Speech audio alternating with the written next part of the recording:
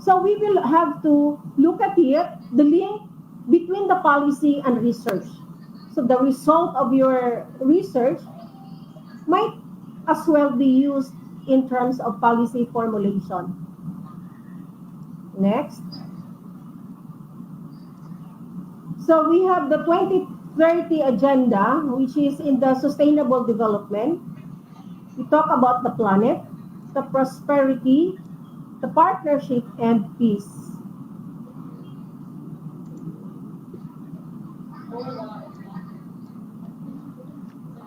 So we have here the 2030 agenda. We have declaration, achieve sustainable development in 3 dimensions: economic, social, and environmental. So recommit to realize the off-tracks of MDGs. We have declaration, sustainable development goals will come into effect in January 1, 2016 until the end of 2030. So recommit to realize the off-tracks of MDGs. We have declaration, nobody will be left behind. Sustainable development needs of children, youth, people living with disability, older people, migrants, indigenous peoples are reflected. Interrelated challenges, inequality and unemployment, violence, extremism, climate change, gender equality, and women empowerment are crucial. Each country faces specific challenges.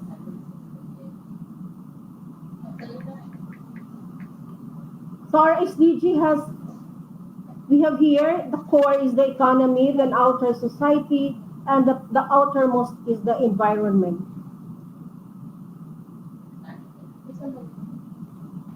We have 17 SDGs and targets. So as we look at it, we are responsible, DepEd is responsible for quality education. So we have also a share on gender and development or gender equality, but more on focused on of course, the quality education, because if we come up with the quality education, all the 17 targets will be achieved. Next.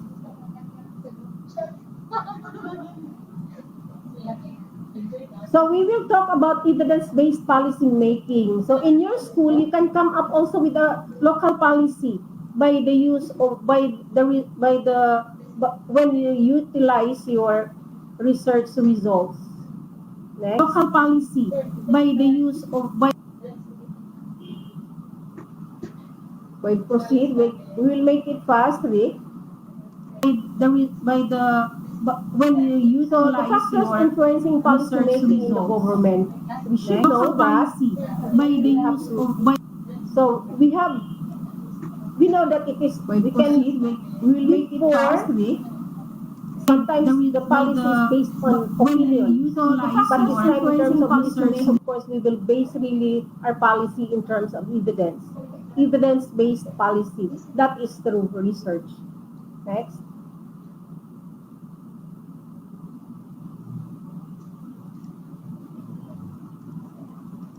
So we have research agenda. DepEd research areas are basis for policy making, are those most necessary and practical to support department's vision and mission. Next. Okay, we'll make it fast, Rick.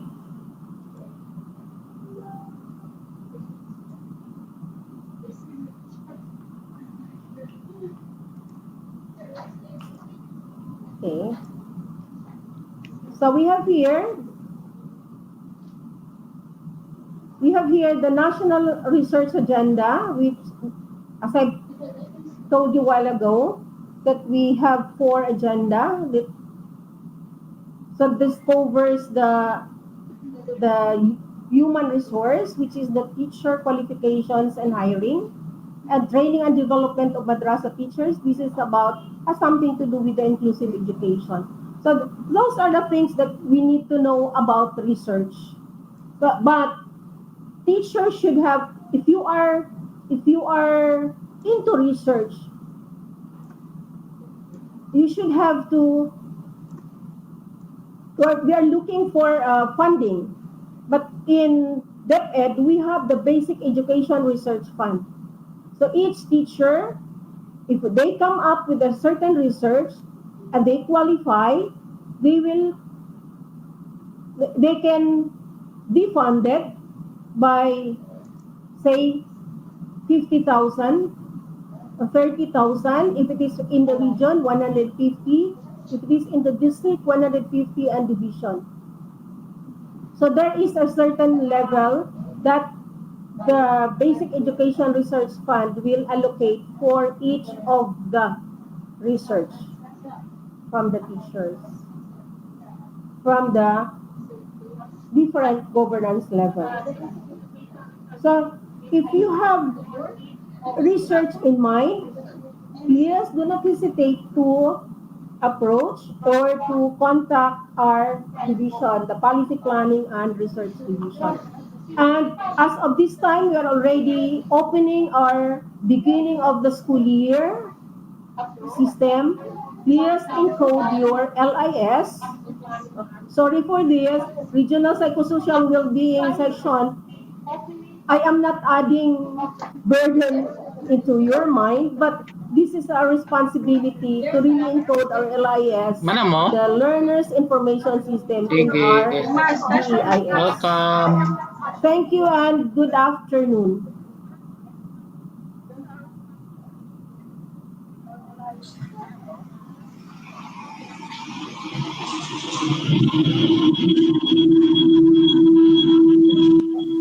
Okay, thank you so much, Very much, Chief Dr. Marilyn D. Madrazo. Okay, so Sir Rick, pag may makikilala ka dyan, who are research enthusiasts, so this is the time to have their research published or maybe presented or even shared to our Dr. Marilyn B. Madrazo, the chief of the PPRD. So, ang she ganda. was, yes, Sir Rick. Okay, very nice. Kasi itong ginagawa natin na to, nalalaman po ng ating mga guro, no? Lalo-lalo na dyan sa research, kung ano yung mga dapat nilang gawin para masubmit nila at kung ano yung mga dapat gawin ng mga requirements to follow the requirements na dapat nilang gawin sa kanilang mga kani-kanilang mga programa. Isa na yan sa research, Ma'am Aba. Yes, very, very beautiful, Dr. Marilyn B. Madrazo, on the advocacy of the research and development, and of course, focusing on education specialists, so to our learners, specifically on the learners' information system. And it's really very important. Yeah, the learning information system. Wherein, dyan po nakukuha natin yung mga information ng ating mga learners na dyan po binabasihan lahat kung paano po babudgetan, kung paano po bibigyan ng mga allocation, perspective ng mga resources, materials, and lahat po ng pangangailangan. So, di ba, Mamaba? So, bago po tayo magpatuloy, ipagpapatuloy ko yung 5 na mga allocation na sabi ko na resources, sagot ng tama doon sa lahat po ng pangangailangan. Nabanggit ko na yung dalawa kanina. So, yung ikatlo at ikaapat at ikalimang guro, sila po ay sina Terry Amoges Chloe o Chloe Terry Amoges. No, siya po yung nakasagot sa unang katanungan natin na ang sagot ay si Belter Nasar, no? At ang ikaapat po ay si Bel Kaduya, no? I'm sorry wala kayong pinadala na mga name ng inyong school, no? Binabati ko na lang po yung mga kasamahan yung mga guro, no? Si Bel Kaduya at ang kahuli-hulihan, yung ikalima ay walang iba kundi si LB Dapli Sablagion, no? Sana na ay nabanggit ko o nabagtas ko ang mga ng tama ang inyong mga pangalan. So sila po yung mga 5 na nakasagot at yung ang sabi ko ay sa shoutout ko, i-greet ko sila sa ating second episode ng ating Kumustahan na ito. So Ma'am Aba, ano po pa yung susunod nating programa? Oh yes, Sir Chief. Wow, this is really practically interesting kasi marami talaga tayong speakers this afternoon. And of course, this is also a special announcement to our dear teachers in the entire Region 11 to please go over with specifically DO 16 series of 2017, Management Guidelines in Research. So this is to Yes. provide guidance in managing research initiatives or RIC in the Yes. national, regional, schools division, and school levels, where they have to improve support mechanisms for research as funding, partnerships, and capacity building. Yes, this is a guidelines, no? Ulitin ko po, DepEd Order number 16, Series 2017. This is the Research Management Guidelines. Okay. So I hope it's clear for our teachers para sa research and planning na represent po ng ating chief sa planning office ng ating regional office na walang iba kundi si Dr. Marilyn Madrazo. Okay, maraming salamat, Chief, from the Policy Planning and Research Division. And now we are moving to our HRDD Chief. So available na po si Dr. Lorna F. Mapinogos on her updates. She is available for all of us in giving the psychosocial and well-being sessions with the DepEd teachers today. So this is it. So we are having our chief of the HRDD, and this is all about to ensure that the region has competent personnel through the development and implementation of strategic HRD plans and programs localizing HRD systems, including the delivery of quality and sustainable HRD services. So, ladies and gentlemen, our dedicated Region 11 teachers, our Human Resource Development Division Chief, Dr. Lorna F. Mapinogos.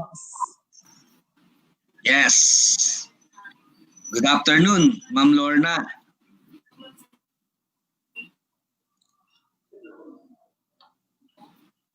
Hello. Ayan. Hello, good afternoon, Ma'am Lorna. Good afternoon. Welcome to our Maureen. second Good afternoon, Maureen, Aba. Welcome. Thank you.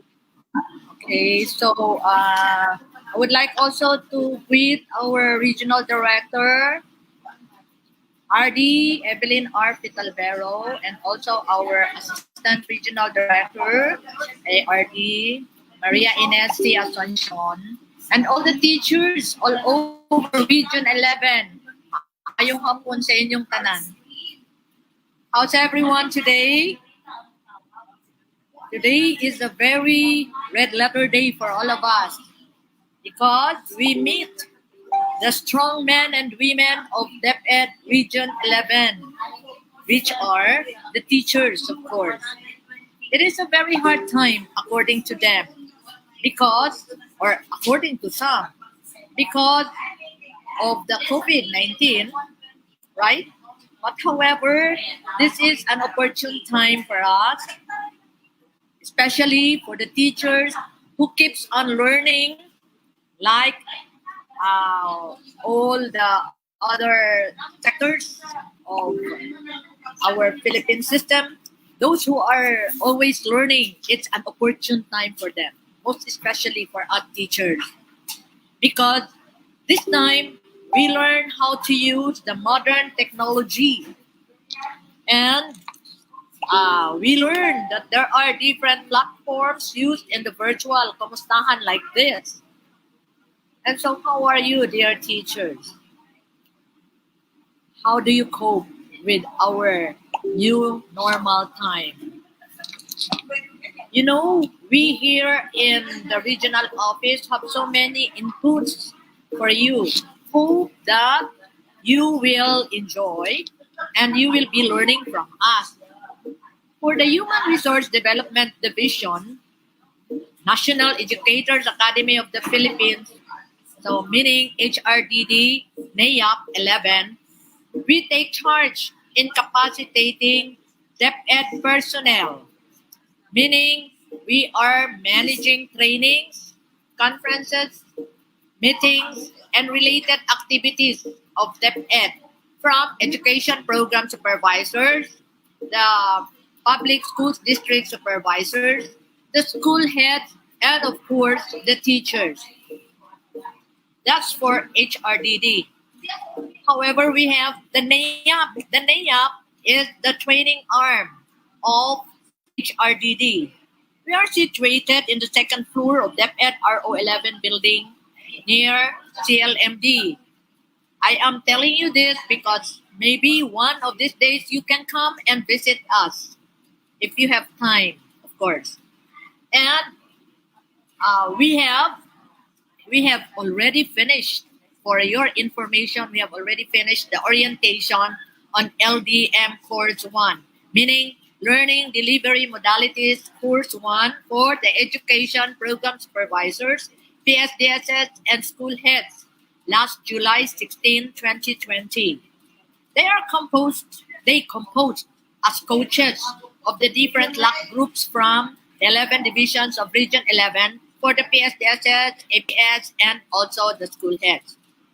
Last Friday, September 18, was the orientation for coaches for LDM2 course. This means that we meet the coaches in order for them to be oriented on what they are going to do for the LDM2 course for teachers, because this will be your opportune time to be trained. This morning, I met the Human Resource Development officers of the 11 divisions in planning meeting for the LDM2 course for you. And we have to move with our orientation for teachers before the opening of classes this coming October 5, 2020. Actually, this LDM2 course for teachers is not an ordinary training because it is a course for teachers. After the orientation, you will be going through the modules. The modules are self-learning. Modules which you will undergo by your own pace, in which the activities and requirements can also be done through the LAC sessions with your group. And actually, HRDD, NAYAP, is the lead in managing the LDM 1 and 2 courses, while AFTA, the Field Technical Assistance Division, will extend TA, technical assistance, in all the activities that you will be undertaking. They will take charge in creating the LAC group of teachers for the 11 divisions of this region. You will have your own LAC groups where you will discuss with your LAC members activities and other requirements needed to complete the module. After 6 months to 1 year, you will be building your portfolios where you will be using for your promotion and for your RPMS performance ratings MOBs. It will form part of your MOBs. Isn't it very challenging and gratifying at the end of the course?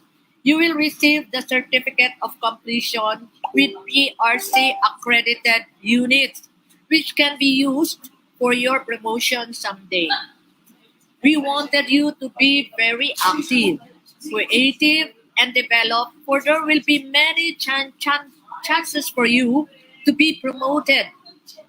Since but by that time, many items will be open for teachers, because there will be teachers 1, 2, 3, 4 to 7, teachers 7, and empty master teachers 1 to 4. And so, isn't it very compensating? So teachers, stay committed and dedicated, because you serve as the unsung heroes of this department. As heroes, we are supposed to have monuments, right? But this time, I think we are short of cement already, and more so with the sand and gravel. But I know teachers are heroes because you build a monument not out of cement, not out of gravel, not out of sand, but you build a monument in the hearts and in the minds of your learners and the people around you. So, friends, ladies and gentlemen, our dear teachers, please stay healthy, because being healthy, you have to experience experience the sense of fullness and peace in your daily life by being able to express your interconnectedness with your fellow human beings and your community. Of course, a supreme being, which for many Filipinos is identified as God, whom recognizes as an integral part. We cannot live without having our Father in heaven, right? For those who believe in Him. A person must not only fulfill his physical, mental, psychological, and social needs. You must also fulfill your needs to express and experience your spiritual needs. The perspective of health is the state of person's physical, mental, social, and spiritual well-being puts into focus the undeniable fact that we are all interconnected. So no man is an island, okay, with those around us and the divine resulting in us having a sense of equilibrium, of wholeness, meaning peace and kaginhawaan sa buhay. So friends, ladies and gentlemen, thank you so much for listening to us. And of course, I would like also to say, mabuhay kayong lahat, aming mga guro. Para sa bayan, para sa bata, ang inyong ginagawa. Salamat at magandang hapon sa lahat.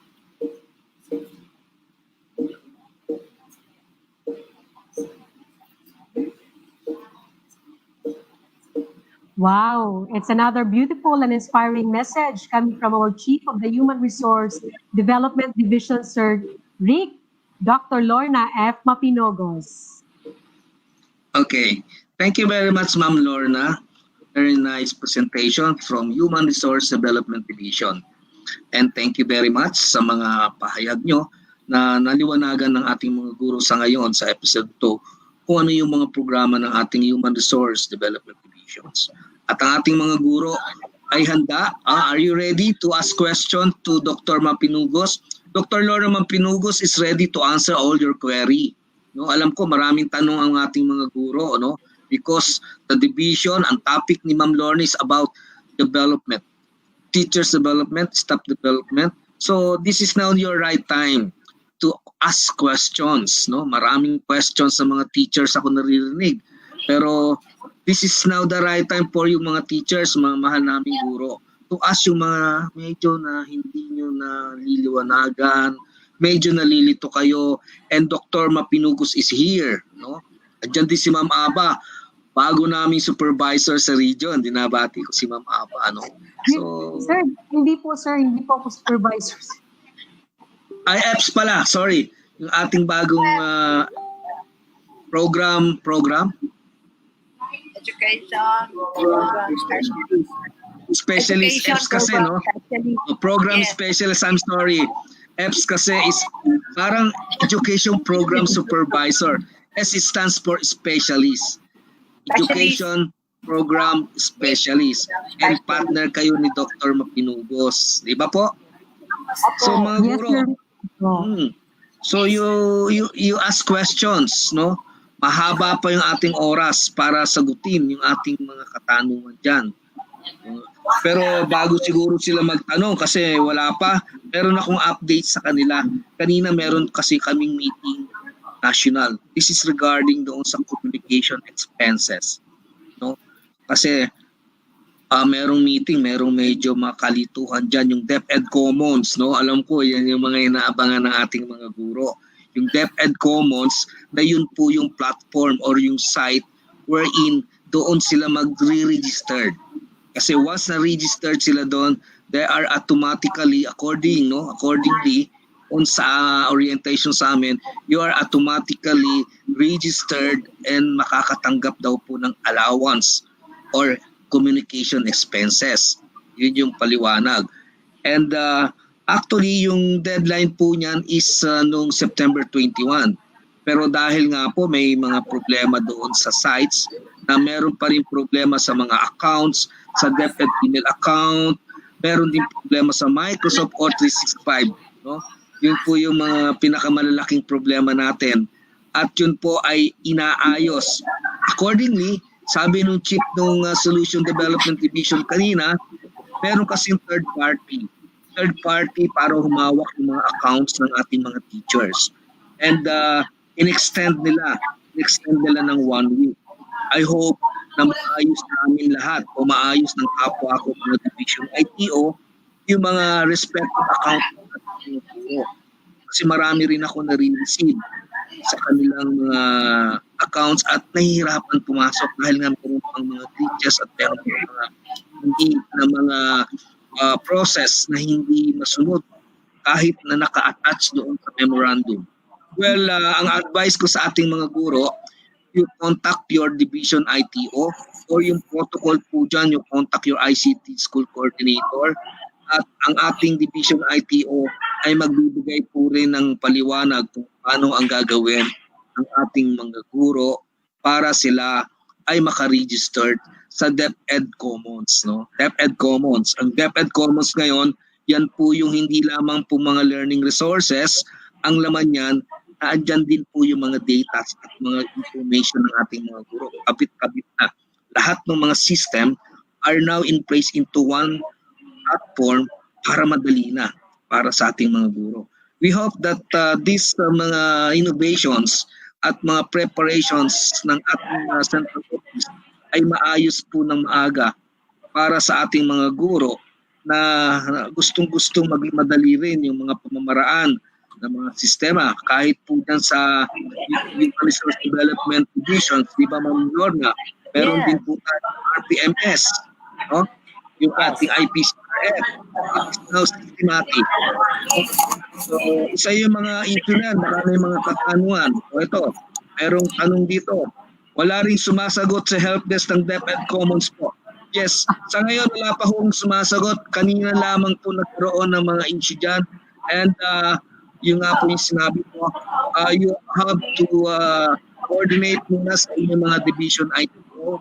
Meron pong mandato o meron pong advice ang ating central office sa mga respective division ITO. Actually, series po yung aming meetings with the central office. Nagsimula kami kanina, 10 to 12. Bukas meron na naman. Kanina ang tanakal po namin yung learners information distribution. Kakaroon kasi ng email din sa learners natin. Pero yung nakita namin na medyo madali lang sa learner account, bigla nang pumasok yung DepEd Commons kasi yung pinakamalaking mga questions ng ating mga guro. Kaya mag-antay-antay lang muna ang ating mga guro at makipag-ugnayan tayo sa ating mga division ITO. Sir, email not found po sir. Yes, meron po talagang nangyari. Kasi ang nangyari dyan sa mga DepEd email account niyo, yung iba ay hindi nagamit, no? At yung iba hindi kaagad nabigyan ng password, nagkaroon ng resetting, at yan po yung inaayos ngayon ng ating central office. May bumabati kay Ma'am Lorna, si Ma'am Lorna na nagpapasok. Ma'am Lorna, sahin po, para sa inyo yan. Hello Lilia. Yeah, thank you so much from Ma District, Ma Elementary School. Meron pa ako isang announcement, no? Meron po kasi nagpadala sa akin ng messenger o message. Ang pangalan po niya si Jacqueline Garso Yonson, tiga Tagugpo Elementary School, Pantukan District. Ito po ay isa niyang problema sa kanilang district o sa kanyang eskwelahan. Ito po yung sinasabi niya, good morning po Sir Rick. Saan po ba namin pwedeng idulog ang problema namin sa signal dito sa lugar namin po? Actually, hindi ka nag-iisa. Ma'am Jacqueline Garso Yanson, lahat po tayo ay nagkakaroon ng problema sa signal. Pero ang sabi niya kasi, nung webinar pa po daw po nung last time na nandito pa si Marcy, medyo maganda daw po ang kanilang signal. Tapos ngayon medyo humina. Yes ma'am, expected po yan. Kasi during the time na yung nagwe-webinar tayo na ila Marxie, tayo pa lang ang gumagamit nung panahon na yun kasi lockdown.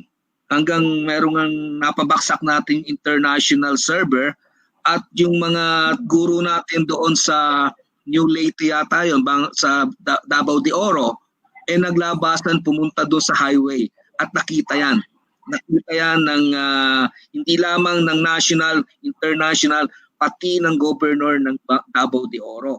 At binigyan sila ng mga satellite doon para magkaroon ng network ang kanilang eskwelahan para pati mga guro. Ngayon, nananawagan ako sa distrito ni Jacqueline Garzo Yonson sa Pantukan District po. This is a call for the local government unit to support. Kung meron po tayong ma-support, kasi sa ngayon talaga, ito po ay perennial. Talagang napakalaking problema po natin ito. No? Actually, last Monday, sasabihin ko na po ito sa inyo, meron pong programa na nilaunch dito sa atin. Tinatawag na Public Education Network. Alam niyo po ba, ang ating USEC, ang Undersecretary ng Administration, sumakay ng C-130. No? Sumakay ng C-130, alam niyo ba, napakahirap. Napakahirap sumakay ng C-130 kasi walang specific schedule of time. Lumipad o dumating. Pero pumunta siya dito para lang i-launch yung napakagandang programa, no? Na napakaswerte ng ating region, particularly Davao City, na naging pilot para sa internet connectivity. No? Maganda yung programa kasi hindi na po magkakaroon pa ng malaking infrastructure implementation kasi kung meron kayong mga poste ng kuryente, no? At merong mga cable na nakalagay para mabigyan ng kuryente yung bawat lugar, may ilalagay lang na grid line or parang capsule. Ikaganon lang po, papasok lang po doon sa cable, kakaroon na ng internet at malakas hanggang 90 gig. Ang layo, ang radius is 30 kilometer. Nandoon po si director, nandoon po si assistant regional director, si Ma'am Ines. Niloon siya, napakaganda. No? So, doon po sa guro na nanawagan, ako po'y nalulungkot. Pero darating din po ang panahon at ang oras minamadali po ng ating pamahalaan, pati ng ating kagawaran, ng ating connections, particularly sa ating pag-aaral, magkaroon ng magandang network, mapabilis. So sa ngayon po, Ma'am Jacqueline Garzo Yonson, ang ating gagawin nito ay mananawagan muna tayo to your local government, particularly your district, baka meron silang magawang paraan. Katulad nung nagawa doon sa Mawab, yung sa New Leyte Elementary School, na nung nalaman ng ating governor na si Governor, naggawa kagad siya ng infrastructure project, yung mga satellite. And accordingly, nakausap namin one time yung teacher doon.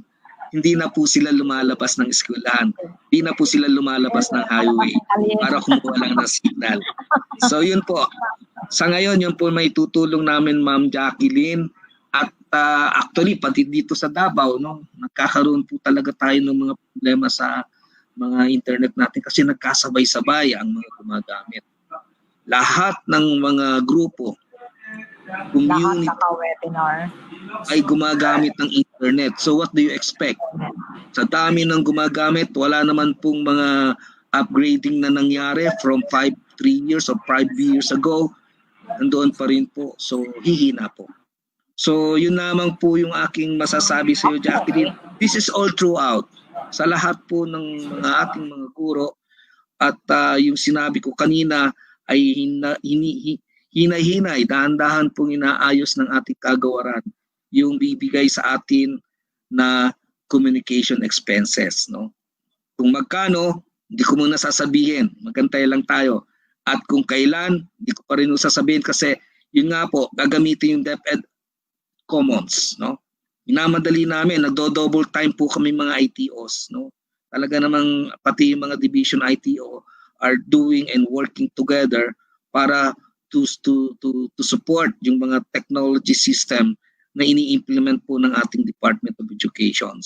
So yun po yung aking masasabi related sa ating information communication technology.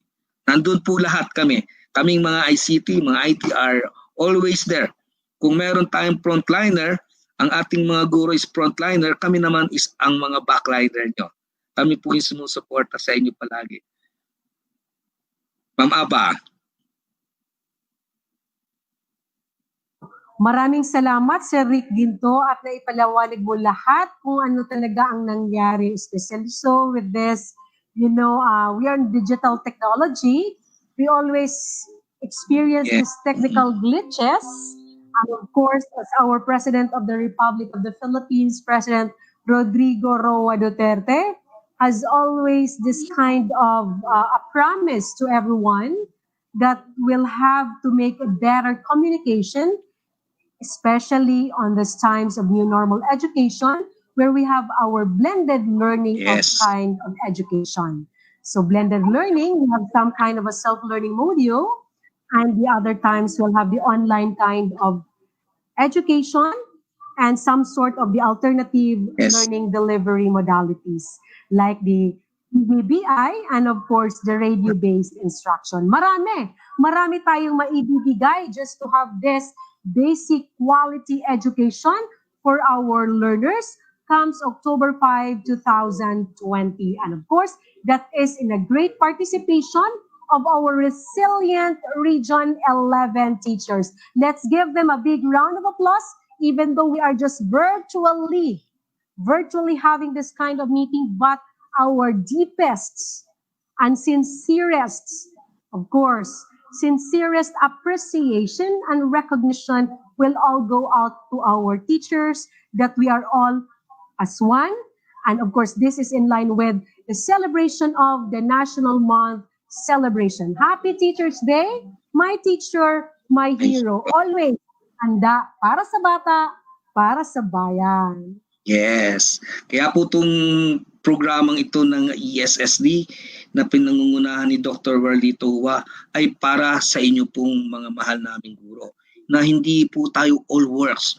You know, according to the study, exposing more than 4 hours in the internet, on the computer, may mga negative reaction po yan. So ito po yung sa pamamagitan po ng mga programa ito. Even though nakaharap pa rin tayo nakaharap pa rin tayo dito sa ating computer. Pero ito naman po is something that will made our mga worries, yung mga ating mga maraming gawain na marirelax tayo kasi meron po tayong naririnig ng mga programa na nalalaman natin na ito ay para makatulong sa ating mga gawain sa paghahanda natin para sa pasukan ngayong October 5. Di ba, Ma'am Aba? Yes, talagang handang-handa na ang of course kagawaran ng edukasyon sa ating pagbubukas ng klase ngayong Oktubre 5. Di ba, Sir Rick? Lahat tayo ay kasangkasana ang ating mga different schools division offices, 11 SDOs ng Region 11 in the preparation for our classes on October 5. And at the same time, that's going to be the celebration of the wonderful day of our Teachers' Day celebration. It's actually a month long. Yes. Actually, isa sa pinaka-swerte, hindi naman swerte, talagang magagaling ang ating mga guro, Ma'am Aba. You know, sa Mindanao, kasi napakahigpit ng training itong ginawang recruitment ng ating central office. Ito yung teachers broadcaster. Ang ating teacher broadcaster ay nag-iisa na si Mylene Navarro. Nandito nga sa ating backstage. Siya yung nagde-direct ng ating programa na to. At siya po ang kauna-unahan nating teachers, teacher na napili. Meron tayong mga nakapasa, pero nandoon pa po sila sa process na tinitrain at talagang hinahasa, Hindi pa po sila full-fledged, kumbaga. So we hope and we are praying na madadagdagan pa yung ating mga teacher broadcaster. Pero sa ngayon, meron na po talaga tayong team na pinamumunuan ng ating teacher broadcaster na si Ma'am Mylene Inocencio Navarro. Hintayin nyo yung kanyang ginawang script sa TV and radio. No? Yan po yung isa sa pinagmamalaki natin, no? Ng ating Region 11, at binati kami ni Yusek Pascua noong isang araw na meron tayong isang team dito sa Region 11 na nakalusot sa ang higpit, kasi imagine yung mga trainer at mga namimili puro mga celebrity in the world of broadcasting, no? Sila Paolo Billones, sila Lucy Cruz, sila Jessica Soho, sino to? Si Clavio, Arnold Clavio, no? Hindi basta-basta. Kaya yan ay nagpapakita lamang ang ating mga guro, Ma'am Aba, sa Region 11, hindi nagpapahuli, no? Hindi nagpapahuli sa larangan para mapakilala natin kung ano kagagaling ang ating mga guro sa ating mayor, no? Marami pa actually sa ating mga iba't ibang sangay, no? Marami diyan sa mga ating mga paaralan. Siguro isa pa yung nakikita kong issue kaya hindi sila makalabas, yung kanilang mga pangangailangan, internet. Kasi kailangan talaga dito sa teacher broadcaster na hindi ka lang magaling magsalita, hindi ka lang magaling bumasa, hindi ka lang magaling mag-aasta o mag-act sa harap ng camera, pero kailangan sila po ay isang technically or IT skilled. Yan po yung nakita ko na isang quality o characteristic ng ating teacher broadcaster na si Mylene Navarro, kaya siya nakuha. At alam nyo ba, dapat siya ay nandoon sa Maynila, tinitrain. Pero dito lang siya online, tinitrain siya. Sa lahat ng mga train, siya lang po nakalusot. And even yung mga nandoon sa Maynila na pumunta pa doon, kasi nasa Luzon lang mostly yung mga na-train on face-to-face, nagkaroon po ng magandang training sa kanila, konti lang din po ang nakalusot. Pero yung ating teacher broadcaster dito, online, nakalusot siya. And we are proud. We are proud na tayo po ay napabilang at nagkaroon ng isang team na makikita sa buong bansa. Sa buong bansa, no?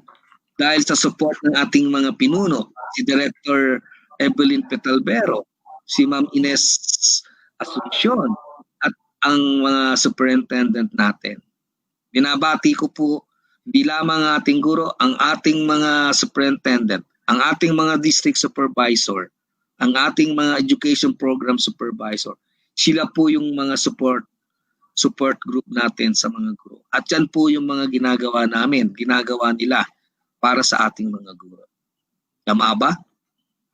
Okay, so maraming salamat and congratulations to our teacher broadcaster, Ms. Mylene Navarro. Wow, you are really a well-rounded, competent teacher broadcaster. Not just one focus on the content, but you are a totality, a package of what a teacher broadcaster is.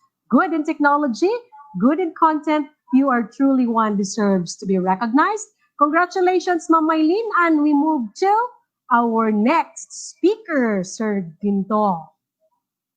Okay, so our next speaker would be Sir Noy.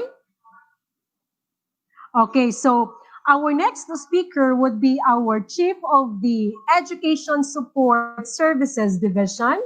And of course, we are going to have, let me check and go over with our responsibilities and duties of our Education Support Services Division. And he is also at the same time who spearheads our activity on the celebration of the National Teachers Month celebration. So this is the Education Support Services Division strengthens the delivery of quality basic education by helping the schools divisions provide schools with conducive learning environment and ensure learners' readiness through the timely mobilization and equitable distribution of sufficient resources, provision of technical assistance, and building of strong partnership with stakeholders for increased support and resources for the effective and efficient implementation of sustainable special programs, projects, and services. Ladies and gentlemen, our top key officials in the Department of Education, Region 11, our Education Support Services Division Chief, Chief Warlito E. Hua. Hello, good afternoon once again. Kumusta na kayo mga guro? How are you there? Hopefully you are always alive, you are always kicking, and of course, praise God, hanggang ngayon, buhay pa rin tayo.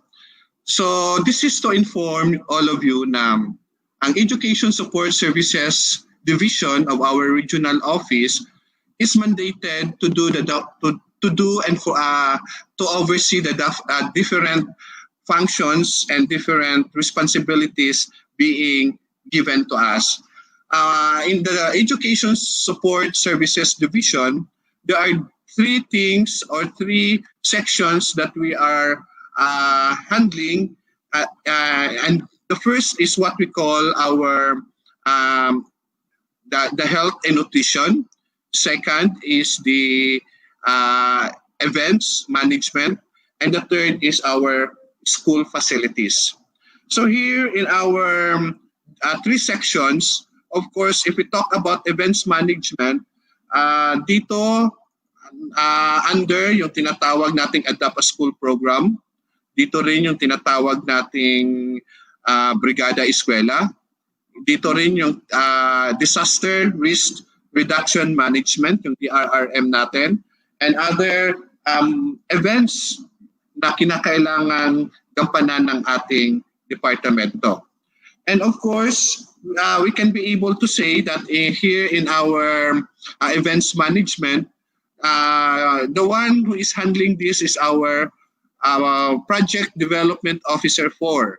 Okay? At saka siya ngayon is very busy in terms of partnership, no? Humahanap ng ating mga partners, especially this morning.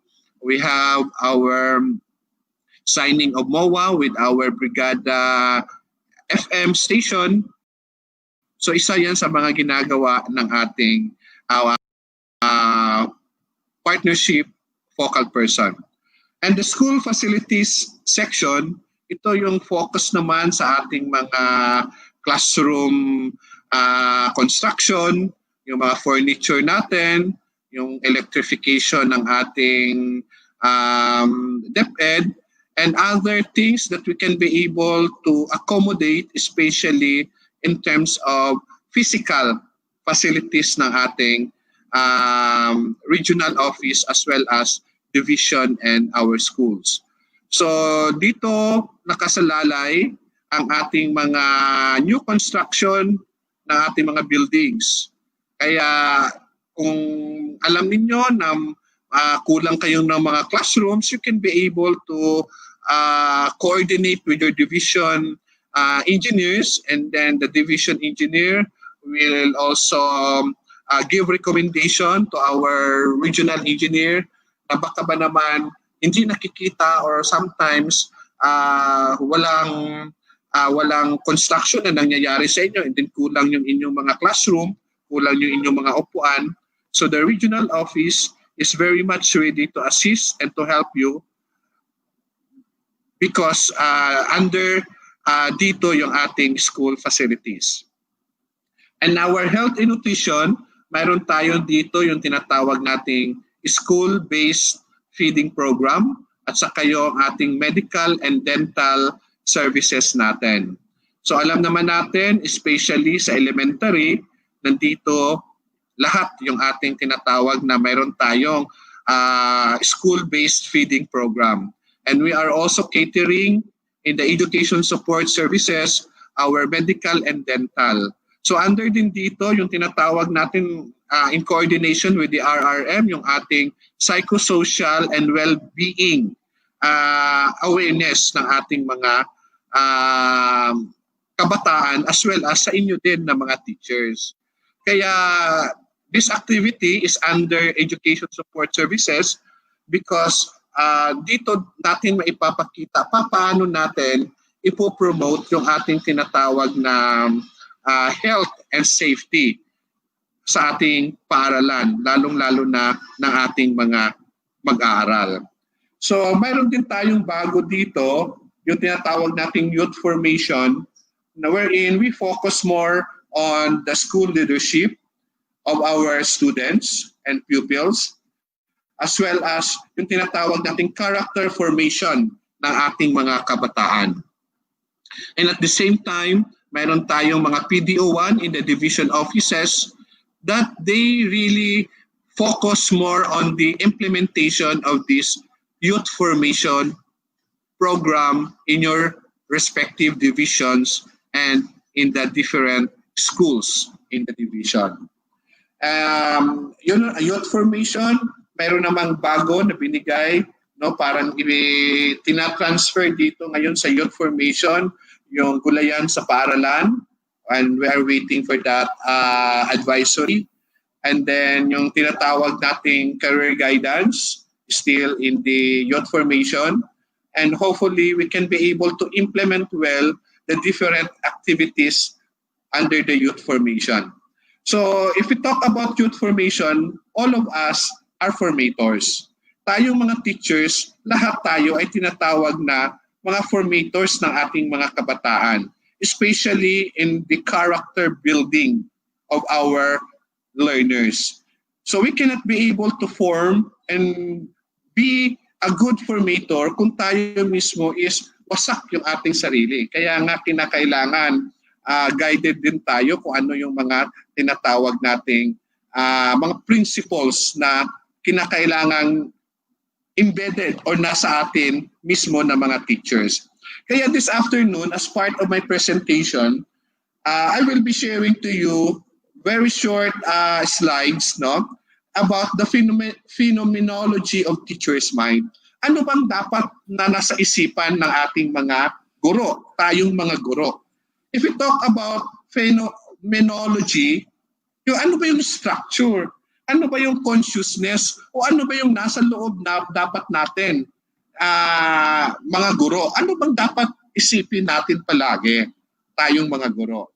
Okay? So ito yung tinatawag na phenomenology of teacher's mind. Lalong-lalo na, I want and I pray na sana tayong mga teachers may ganitong klaseng pag-iisip. Mayroon tayong ganitong klaseng tinatawag na formation as we go on with our services, with our mission towards the better future of our learners. Okay, next. Phenomenology of teacher's mind is what we call teachers as leaders. Of course, in our school, aside sa ating tinatawag na mga school heads, tayo din na mga teachers are leaders. It means to say, we can be able to develop the teacher in us. Ano ba yung tinatawag ng ating pagiging isang guro? Ano ba yung tinatawag na, ano ba yung kinakailangan mayroon na magandang pag-iisip ang isang guro? And this will be given siguro sa ating next episode dahil nga our third episode, magkakaroon tayo ng invited speakers natin, no? From different fields of profession. So kinakailangan i-develop natin ang tinatawag nating pagiging isang tunay na guro bilang mga formators na ating mga kabataan, hindi lang sa academic, but most especially at the same time, dito rin sa tinatawag nating character behavior. Okay? What a teacher should be.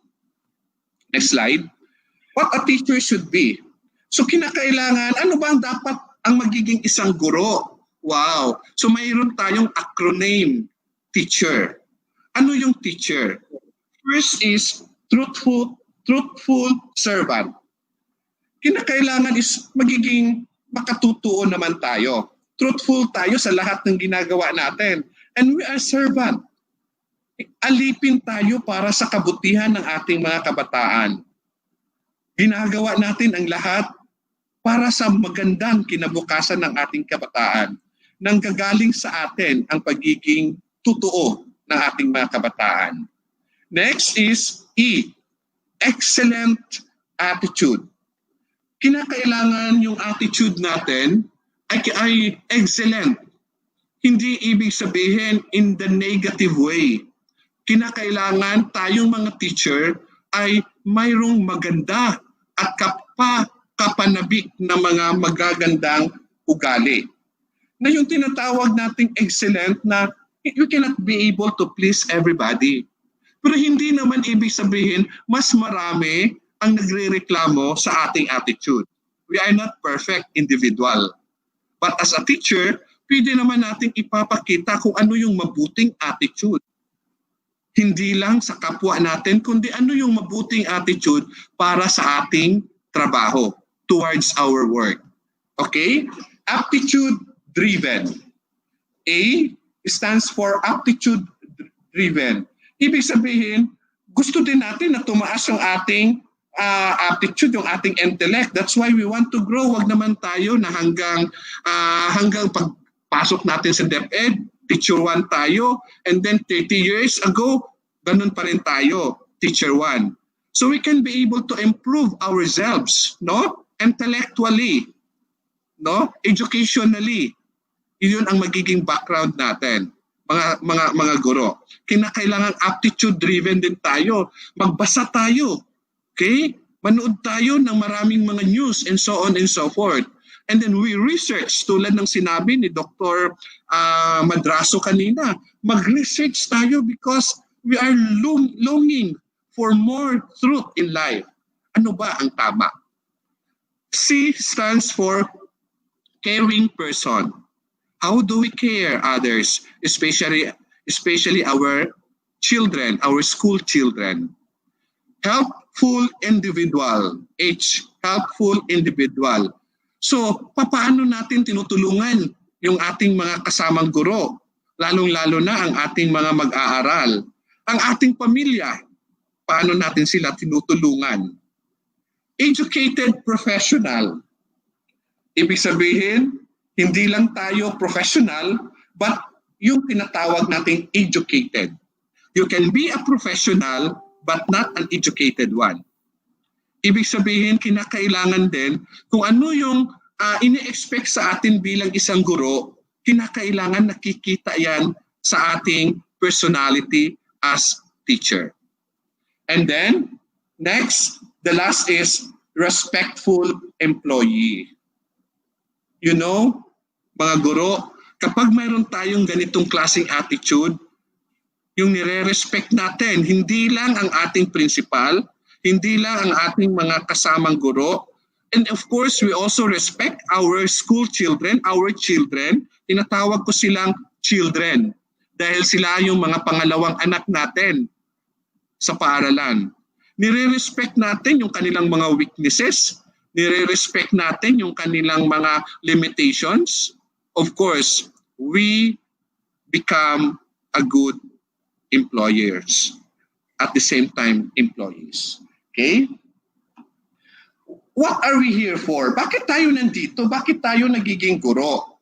It is because we do not only provide an environment for interaction. Yung pinoprovide lang natin, turo-turo lang tayo, but we create individual. Yung tinuturo natin sa ating mga estudyante, sooner or later, we create them to become good or to become bad in the future. Okay? But it is my encouragement and my prayer to all of you that we will create individuals who will become successful ones who have this good attitude. Avoid too much comparison. Huwag naman natin i-compare yung ating mga sarili sa iba. Unique ako. Different ka. We are not the same. May pagkukulang ako, meron din akong kalakasan, meron din akong mga strength. So, I don't have to compare myself to others. No? Hindi ako magkakaroon ng envy dapat sa ibang tao. Dapat I am confident that I am this because I am this. Okay? I am what I am. Treat your office as your organization. Okay? So kinakailangan iti-treat natin yung office natin as organization. Huwag natin itong iti-treat na threat sa atin. Na ito yung tinatawag natin na itong office na ito is threat sa aking buhay. Na kinakailangan, I am happy and part of the organization. Be a communicator. Why are we here in the school? Be a communicator. Communicator, and then we can be able to share everything, especially good things. No, we can be able to develop ideas to others, and then focus on strength rather than the weakness of our students.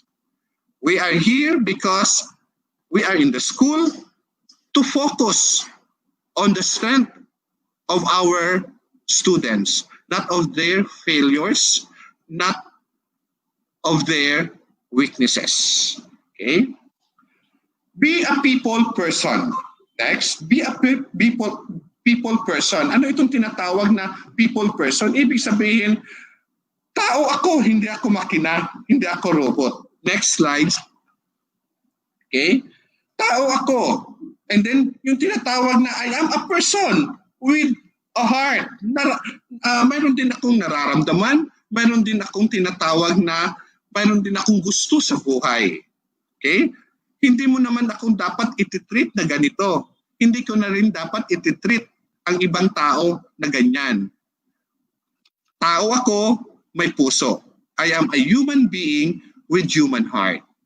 Be development-oriented. So kinakailangan i-develop natin yung sarili natin. We want to grow professionally, okay, spiritually, physically, okay, everything. No? I-develop natin ang yung gusto natin na marami tayong mai-improve sa sarili natin. Okay?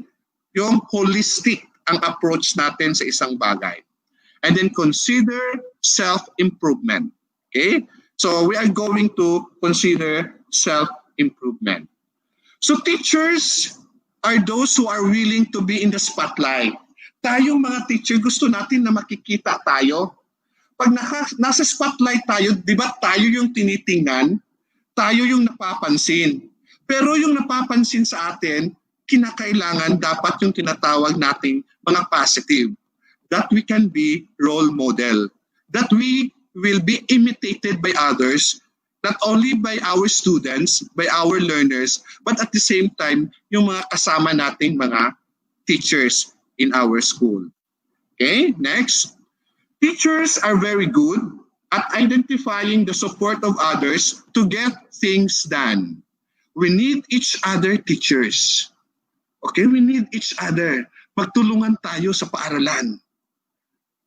Ang pagkakamali ng isa, kasalanan ng lahat.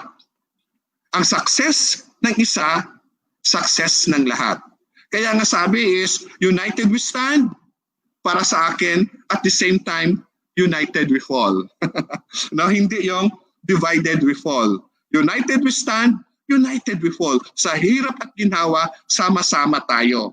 Because we love each other. And we believe that our school is our second home. Therefore, we can be able to develop positive attitude in our environment. And of course, next, teachers make others feel good about themselves. Always let other people, other teachers feel that they are good. No? Kahit negative yan sila, ipapakita natin. Okay? Na sila ay tinatawag na mabuti. Kung mayroon silang pagkakamali, pwede naman natin silang kausapin. Iko-correct din natin. Okay? And then the last is teachers help each other.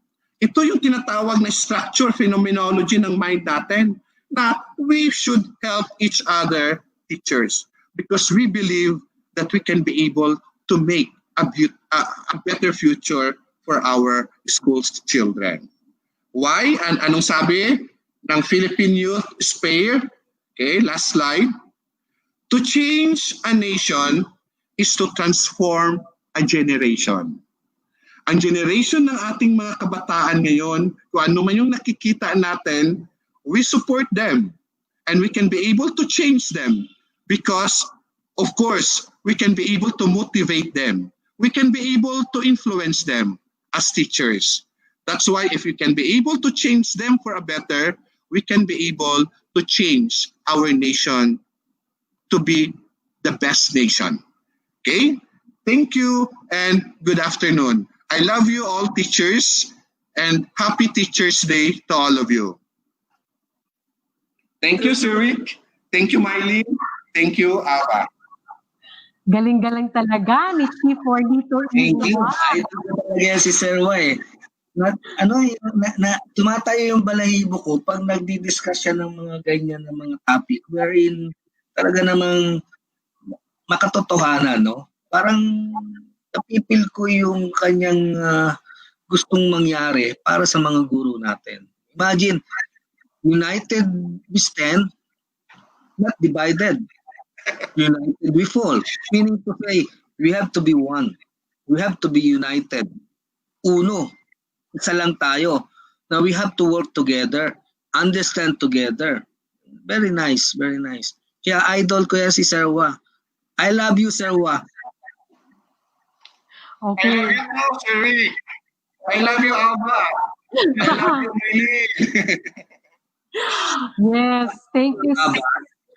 This is, meron akong nakuwang isang napakagandang presentation para sa ating mga teachers ngayon na ito yung issue ngayon, no?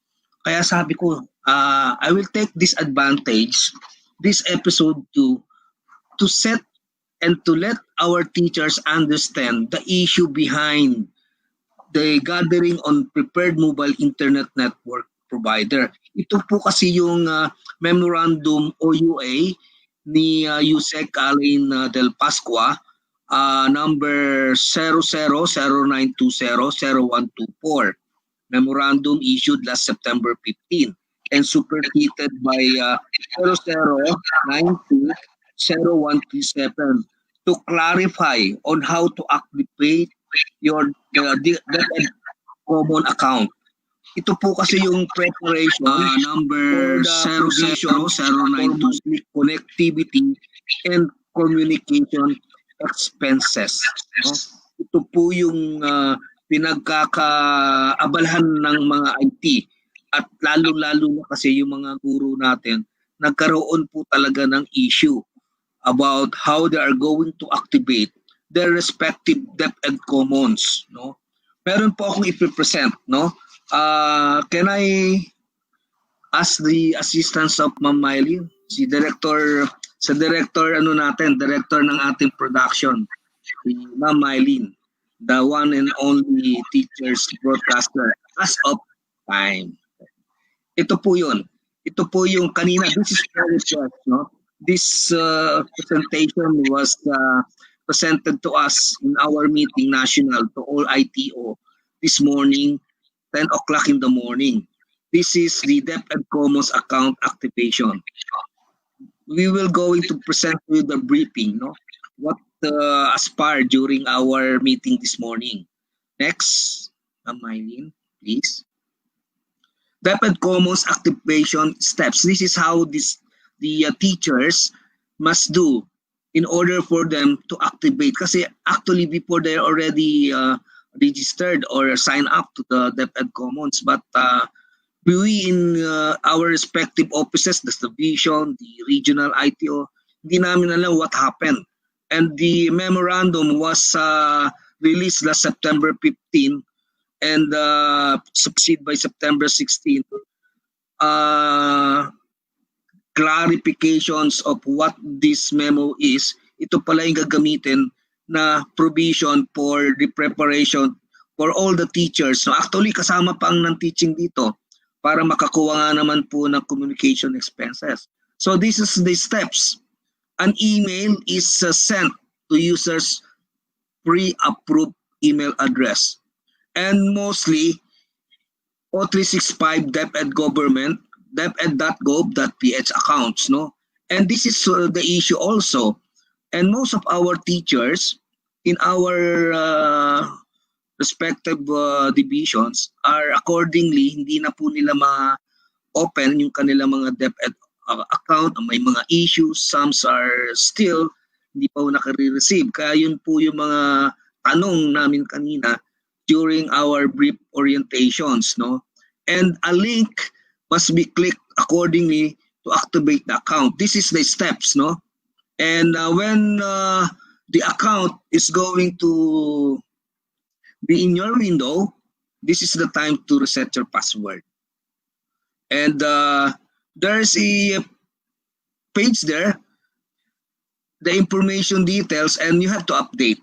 No, ito po yung mga steps for you to have a reliable and final information for your DepEd account. So you have to update your information such as your mobile number. The mobile number is very important here, no? Because if ever there's some notification, your mobile number is the one who first will receive the information regarding with this DepEd Commons. And of course, the current network and prepared network. And after that, you have to click. There's a fields there that will tell you to click, and the information is going to be updated and be submitted. Next. Maliit, no? And here is the email activation. Sa email activation, makikita nyo doon sa sites, no? Meron doon notice na magsasabi, hello teacher, welcome to your DepEd Common account. Meaning to say, your email, since you are already signed up or activated, you will be welcomed by the DepEd Commons, no?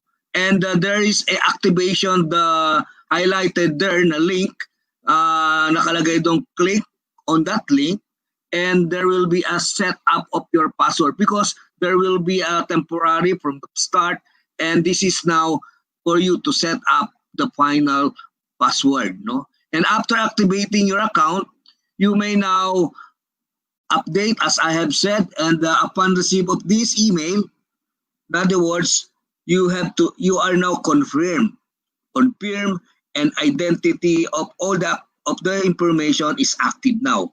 And that's the time your email or the DepEd applications of your account is updated and active, no? That is the start of the process. Next. And your account, of course, once it is already processed, there will be a sign that will say you are being successfully activated. Okay? So makikita nyo, yan po yung logo makikita nyo. That is the sites of the DepEd Commons. No?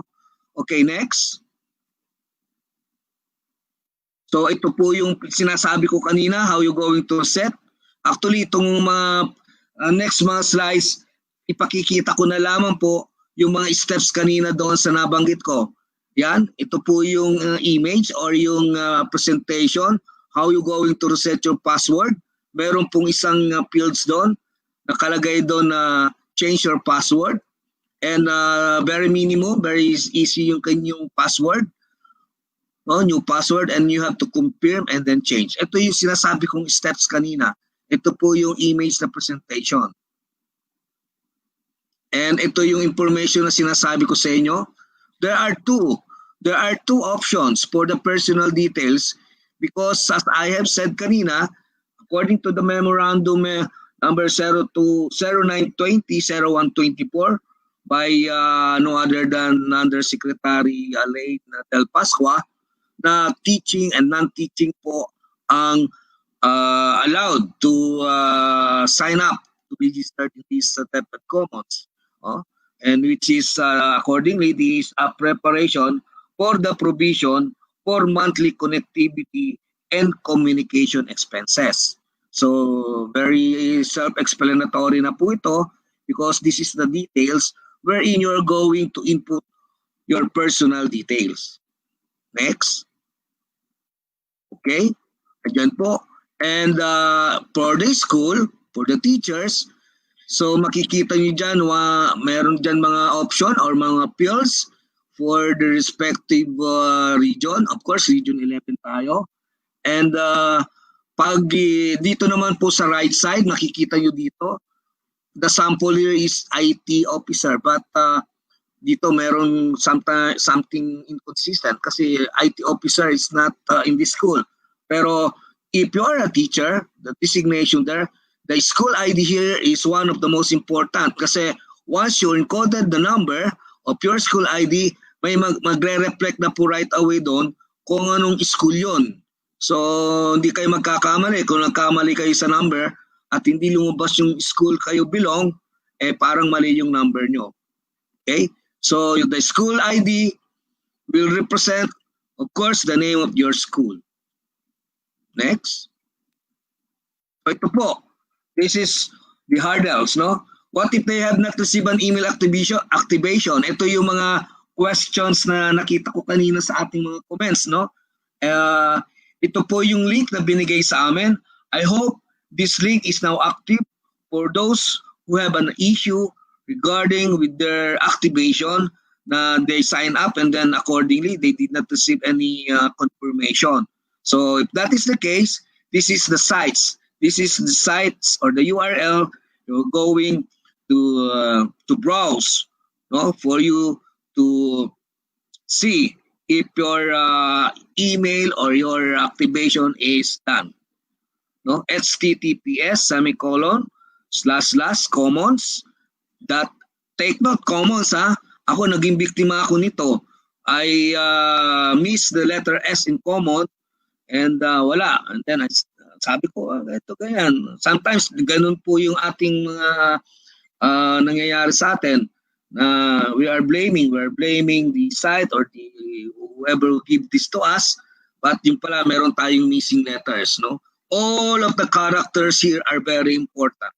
Once the S in common is not included, you will not go to the sites. So commons.deped.gov.ph/accounts confirmation/new. If the user's email address is in the pre-approved list, the user will be sent an activation email. If not, it will prompt in your email address not found. So those na who receive that there is no email address not found, so you have to wait, no?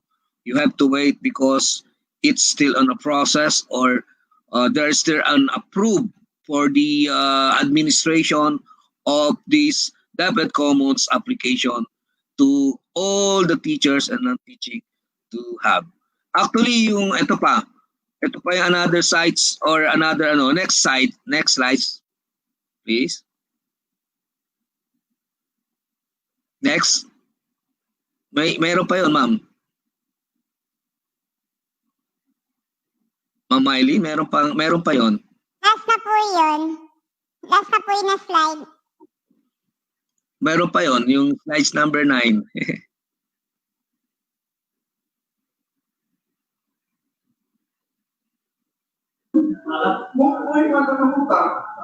Meron pa yan, next slide.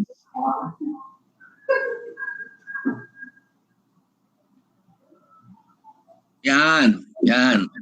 So ito pa yung mga other steps, no?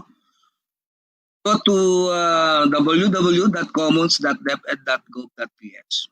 Go to login and at top of the right of the side of the hover of your mouse and click teacher login. Below, didn't receive activation instructions, input your email address. Next, you should receive an activation email from your DepEd Commons and follow the rest of the instruction. And if your email address is not found, that is the time you have to contact your local IT officer. Sila po yung ating division IT officer. Okay? So yan po yung ating help desk. Kanina sabi hindi daw po meron ako na-receive dito sa ating comments na hindi daw po gumagana ang help desk. Please try this. The help desk for this DepEd Commons or activation guide is https:// bit.ly/DepEd UA apps bar commons. Okay, and for more updates and information, email commons.helpdesk@deped.gov.ph. I hope this brief presentation on how to activate your respective DepEd Commons activation guide helps you understand and you can able to sign up and register your respective DepEd Commons in your respective account. Now, kung meron po kayong mga issues regarding with that, please contact your division ITO. Okay? Because your division ITO, meron po silang mga link shared for them to submit it to the central office, and the central office will respond it according to the issue that was sent by you and sent to the central office. So I think that's all for the DepEd Commons, and I hope all our teachers here, especially yung mga nahihirapan po mag-activate ng kanilang respective DepEd Commons, na klaro or na clear na on how are they going to sign up and register their DepEd Commons. Thank you po. Thank you so much, Rick Ginto. Wow, ang galing. So DepEd Commons, one of the learning resources that our teachers will have, especially in this time, and this can be of great help to them to have their learning system to have on the opening of classes, and that is on October 5. That is one way or the other can be of great help to those teachers in the academe. Maraming salamat, Sir Rick Ginto. Another comprehensive and a detailed, of course, explanation of DepEd Commons. And of course, at this time, yes, Sir Rick. May nagtanong kanina doon sa aming orientation kasi ako nakapasok na ako so get in there, sign in na. The question is this, Sir, habing ganon kasi we are talking with the central office, wala po kaming makita pang mga learning resources. Yes, there is no learning resources uploaded to the system because they are still under the quality assurance.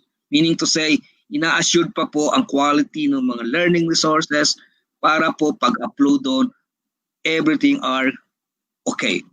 And that's include also yung mga materials na ginagawa po ng mga TV production o TV broadcaster team natin. Yung mapapanood nyo sa mga sa Channel 13, meron pa sa Signal, meron pang sa Solar, no? May PTV4. And sabi pati daw GMA5 pero meron yatang issue about how they are going to do some agreement, may meaning Pero I'm sure yung gagamitin sa TV broadcast stations are channel IBC 13, no? Meron pa po tayo sa cable sa Signal, meron pang Solar, meron pa pong PTV sa PTV4 channel, the government station also. And I hope GMA karoon na po sila ng final agreement. So all of those materials will be also uploaded in this DepEd Commons. Thank you very much. Sorry po. Yun po, Ma'am Aba. Salamat po. Okay, maraming salamat, Sir Rick Ginto. Antabayanan po lahat yan ng ating guro sa ating buong rehiyong 11. Wow! Thank you, sir. At susunod naman po natin ang ating Chief ng Finance Division who provides advice to the regional director or the financial resources of the region and on its utilization and provides services in budgeting, accounting, reporting, and coordinating with government oversight and fiscal agencies, and in order to ensure judicious expenditures to support and attain the department's vision, mission, and goals. Ladies and gentlemen, to our viewers entire Region 11, we have our Chief of Finance Division, Chief Ms. Loradel Barikawa.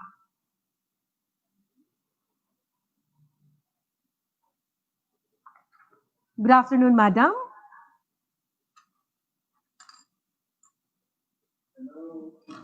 Hello, Ma'am Loradel Barikawa. Ma'am Loradel is the Chief of the Finance Division, Department of Education, Region 11.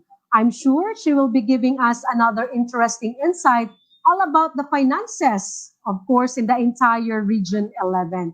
So we are waiting for her. Maybe she is just experiencing a little of technical glitches. And of course, it's kind of normal at this time since we are now embracing the new normal kind of education, which we are now into a digital technology. So come on in. We have now Ma'am Laura Del Baricawa.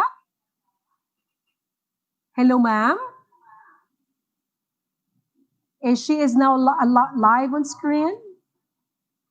Ma'am Mylene. We also would like to thank Ma'am Mylene, who is at the same time our IT director, for our psychosocial and well-being sessions Sherry, with nakamute ka po. teachers. Yan po si Buknoy, yan po si Ma'am Mylene. Ayaw niya magpakita kasi she wants na makita niyo siya sa Channel 30 or sa Solar TV. No? She doesn't want to Dito expose. na po sa Laura Del. Well, habang Ang ganda Hello, Ma'am Laura Del. Ayan. Hi, Sir Noy. Hi, Ma'am Aba. Hi, Sir Rick. Hello, ma'am. Okay. Introduced once again. Okay, so this is it, ladies and gentlemen, our Finance Division Chief, Madam Laura Del Baricawa. Check it Thank you, away. Ma'am Aba. Okay. Good afternoon. My warm greetings to our Regional Director, Ma'am Evelyn Fitalvero, our Assistant Regional Director, Ma'am Ines Asuncion, Schools Division Superintendents and Assistant Schools Division Superintendents, Chiefs of the Functional Divisions, officials from SDOs and schools, and of course, to all the teachers of DepEd Regional Office 11, good afternoon. According to author Vivian Green, life is not about waiting for the storm to pass. It's about learning how to dance in the rain. Or, as Sting sings, when the world is running down, you make the best of what's still around. This is how we in DepEd Region 11 are working to fight COVID-19 just to deliver our mandates in nurturing the future of our Filipino youth. For the past months, we have been working to implement the learning continuity plan of the department. With that, in behalf of the Finance Division, I would like to say thank you to all the teachers whom we consider as our heroes in this time of pandemic that had caused changes in our lives. You've done your best to deliver what is expected from you. The DepEd, in recognizing your unwavering service in nurturing the Filipino youth, allow me to take this opportunity to give updates, especially on the upcoming benefits that teachers will be expecting. First, DepEd RO11 have already downloaded to the schools division offices the allocation for the World's Teachers' Day incentive benefits amounting to 1,000 pesos. These benefits shall given to teachers eligible to receive not earlier than October 5, 2020. We are waiting for the release of the said guidelines to identify the eligible teachers for the said benefits. Second, DepEd Regional Office 11 have also downloaded the financial assistance to teachers for medical examination expenses amounting to 500 each. This will be granted to eligible teachers who are currently in the service or will be hired until November 30, 2020. And lastly, but not the least, regarding updates on the Republic Act 11494 or an act providing for COVID-19 response and recovery interventions and providing mechanisms to accelerate the recovery and bolster the resiliency of the Philippine economy, providing funds therefore and for other purposes or known as the Bayanihan Act 2.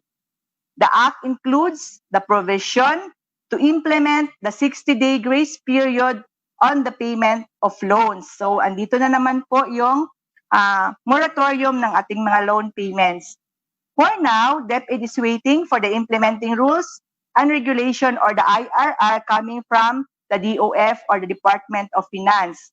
And also the confirmation from the APDS, accredited private lending institution, regarding these matters. So hintayin na lang po natin yung IRR, and from that IRR, we will just announce for the implementation of the Bayanihan Act 2.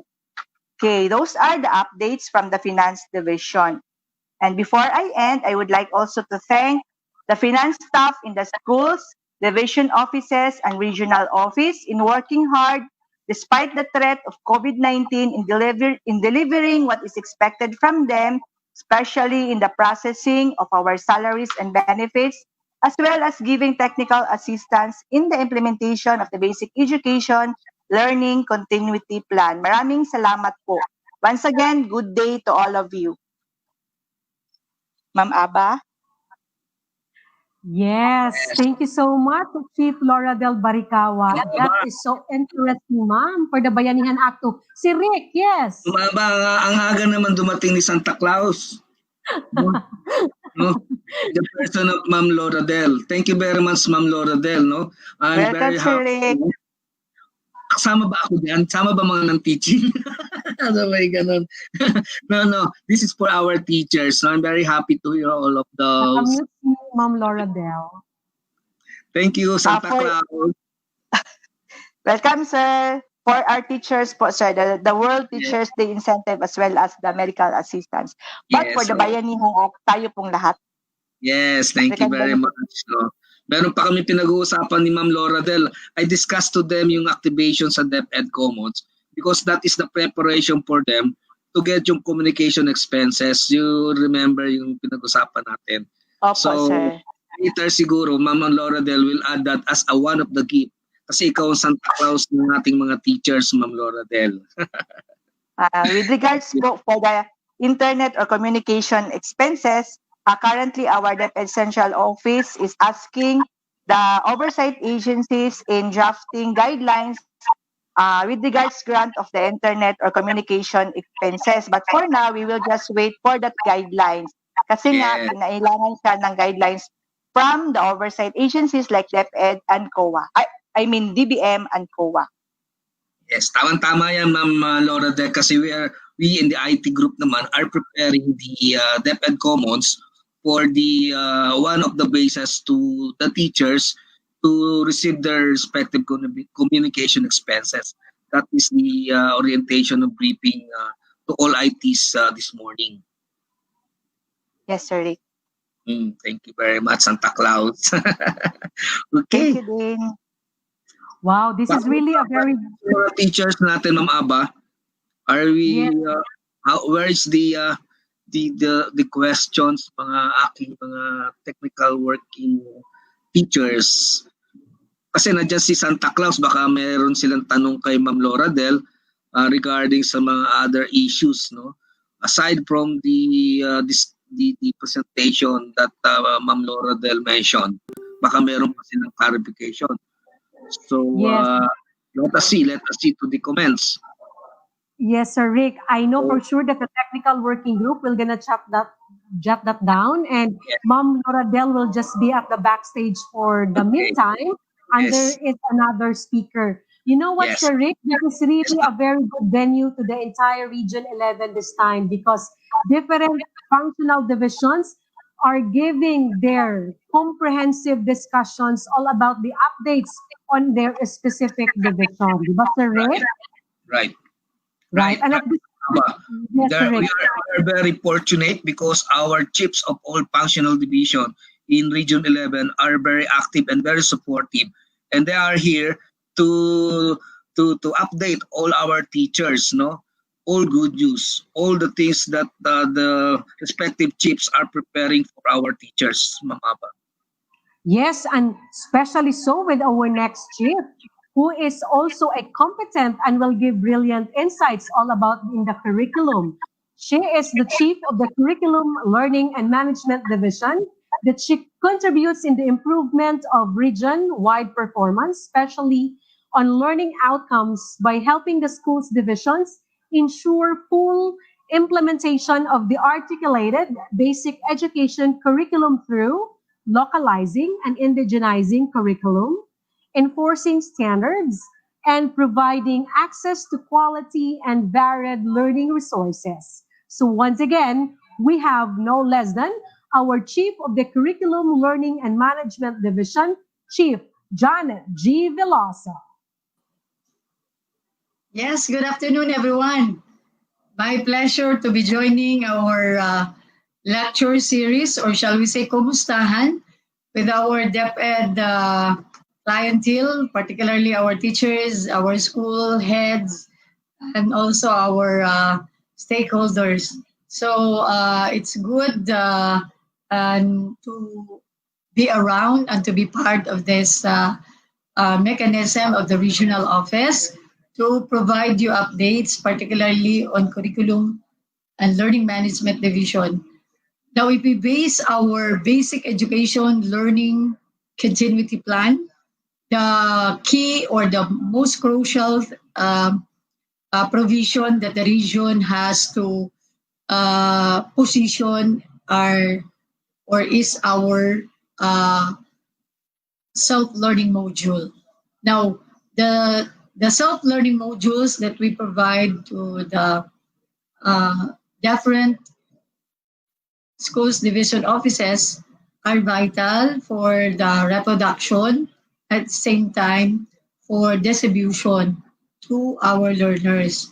Now, as we have looked at it, that for quarter one, and if we are going to look at the cohort from the different or the data from the different divisions, that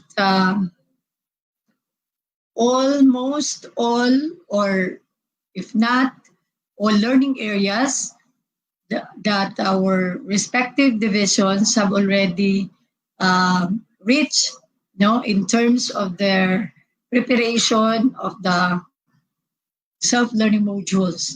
So we are very thankful for the support coming from our LGUs and also coming from our partner stakeholders.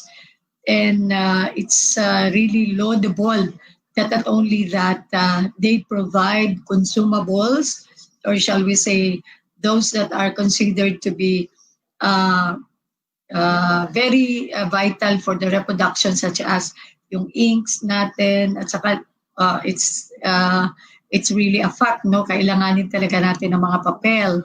So we are very happy of the support coming from our stakeholders on that. And we are also very much happy of our agency. We should be aware, and I know that it was articulated by our finance office chief, our chief of the finance division, Dr. or Ma'am Laura Del Baricawa, that our agency had loaded for almost around 499 million for that, for the reproduction of the self-learning modules. Now, if we look at quarter two, as I know that all the schools division offices have already the materials and for the self-learning modules. Now, our deliverables are focused, or our deliverables for now for the curriculum are our self-learning modules for quarter two. Now, we have decided that we are going to make use still of our locally developed materials. And on that note, we are appreciating, we're extending our appreciation. We extended their sacrifices for the provision of or development, particularly of our self-learning modules for quarter two. So we do expect that our target of that the development of these materials will be finalized on September 30, 2020, and that our target to ensure that the procurement will set into motion and will be successfully done for quarter two, that it will be provided to the field in October. So as early as October, we would have already all the needed materials or self-learning modules for quarter two. Then aside from that, it's really an overwhelming news to us that almost all division offices have forged partnership with the different TV and radio stations, and that we really appreciated the support from our stakeholders. And in fact, just this morning, we had our MOA signing with one of the radio stations here in Davao City.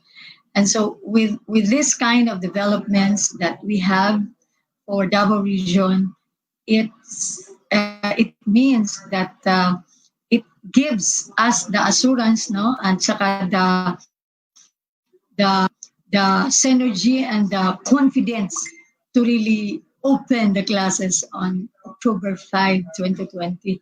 And hopefully we pray a lot that all of this will be um, in in synergy with us.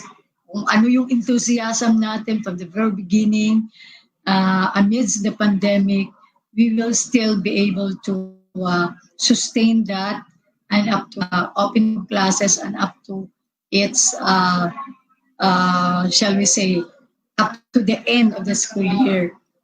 Now, in terms of the radio-based instruction and TV-based instruction, for Region 11, we are concerned about the development for grade 3.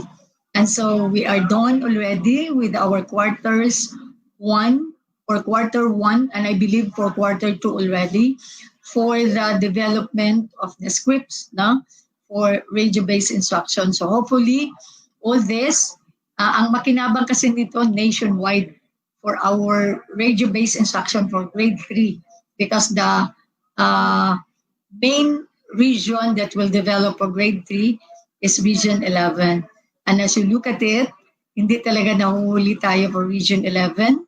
We completed for the SLMs for quarter 1 for Region 11 for grade 3, and then also for quarter 2. And for our current status now, we are almost done for quarters 3 and 4. So with this kind of development, we are also helping in bayanihan with other regions for the provision of grade 3 material to the entire DepEd family for the rest of the other regions. So we hope that this thing that we have achieved will be of help to all our learners. And as a segue, we will be giving our special appreciation day for all our teachers, that those who were part of our national events that we have joined, like the National Schools Press Conference, the National Festival of Talents, and also the National Science and Technology Fair. And also those who were part in the development teams or part of the development teams of our ABM grade 3 modules, and also our locally developed modules. So with this kind of appreciation mechanism, we hope that this will inspire our teachers to really continue their passion, not only for to help our learners, but also to share their talents and make their talent also a big contribution for the success of the delivery of the curriculum in this new normal. And that comes October 5, darating na ang ating opening of classes. So, early today, kung ika-count natin, no, magka-countdown tayo. So, ilang araw na lang ang natitira, no? So, ito ay barely meron na talang 12 days to go or 13 days to go para sa ating opening of classes. And dahil mag-o-open na tayo ng classes, with all smiles tayo na we will meet our learners and we will also provide technical assistance, kasi parang we are in conduit, no, sa atin pong mga learning facilitators at home, ang ating mga parents. So with that conduit way of helping our parents to be able to really provide or facilitate learning at home, then somehow this is something that we are parang tingin natin it's our first time to do it, but it should be our greatest achievement kasi hindi ito araw-araw mangyayari sa atin. So this is something that we should treasure about and we should be proud of, that in the entire history of the world, we have been victorious in this kind of challenges. Now, iba kasi ang challenge sa curriculum, no, dahil nakatutok tayo araw-araw 24/7. Anong nangyayari sa ating ano na kayang nangyayari sa ating mga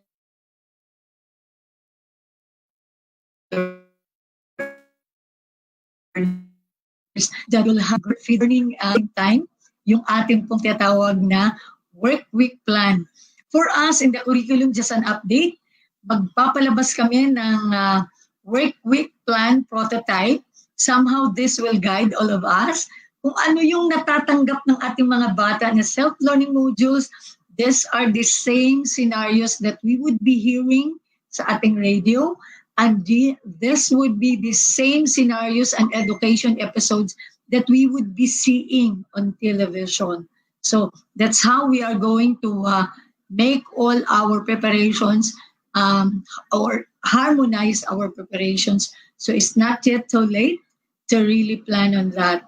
So we are assigning already teams to make sure na aabot po siya bago po ang opening, no? So that everybody will be guided in that, para alam natin anong nangyayari sa Lunes, Martes, Miyerkules, Huwebes, Biyernes, Sabado at hanggang po magpapalabas tayo ng mga talent ng mga bata. So aabangan natin dahil sa segue ko na lang sa ating World Teachers Day, magpapalabas tayo at saka ito ay encouragement sa ating mga bata, no?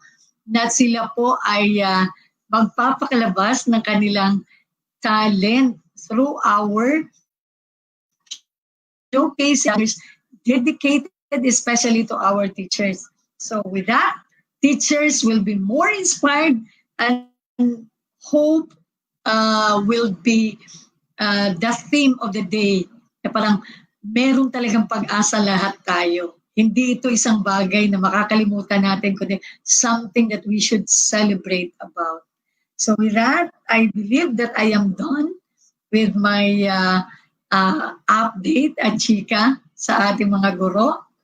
So with the effort ng ating Education Support Services Division, thank you very much, Chief Noy, Chief Walito Hua, for this platform that we, in the curriculum, we are able to share something, the update of the curriculum. Okay. Okay.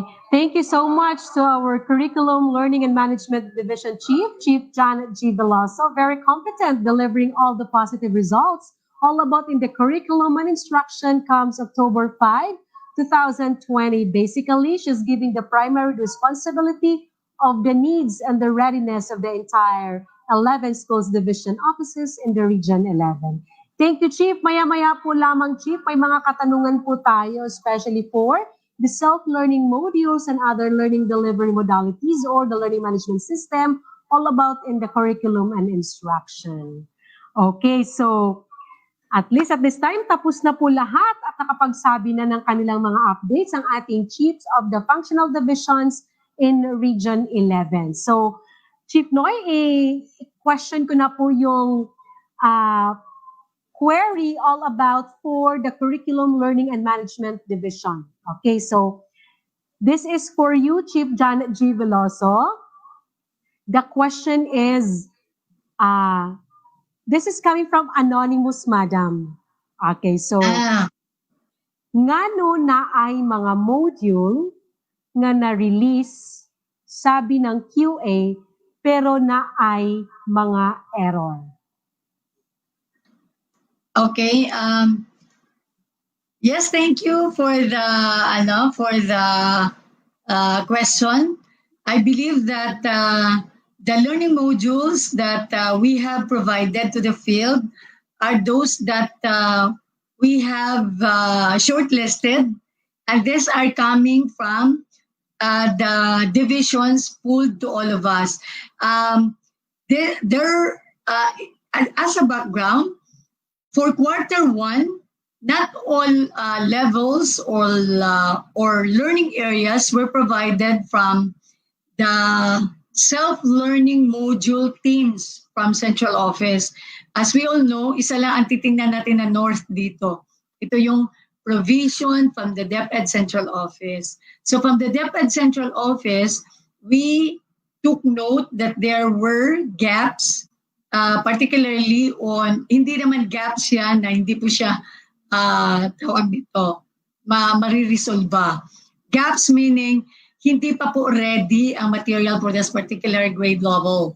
However, it's good for our region because Davao region has initiated for the pooling of resources that happened earlier in August.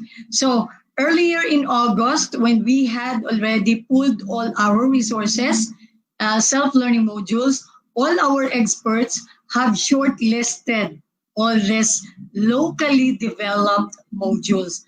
Then these were reviewed by our experts, then provided to the field. So on that note, these are peculiar things that can be addressed simply and directly by our respective experts from the divisions. And so these things can be attended to also by not only our experts in the divisions, but also our master teachers in the schools. Okay. Okay, so that is a light and inspiration all the way coming from the chief herself, Chief Janet G. Veloso. Thank you so much, Madam. So I know for sure that our teachers in entire Region 11 will have a short background and they have the idea at this time what had been transpiring in the field, and you are giving the light at this time and you are giving them the exact answers on what has been through. Thank you, Madam Janet G. Veloso. Okay, so would there be anything else to our IT Director? Naka-flash. Okay, napabalita po sa Rappler na may production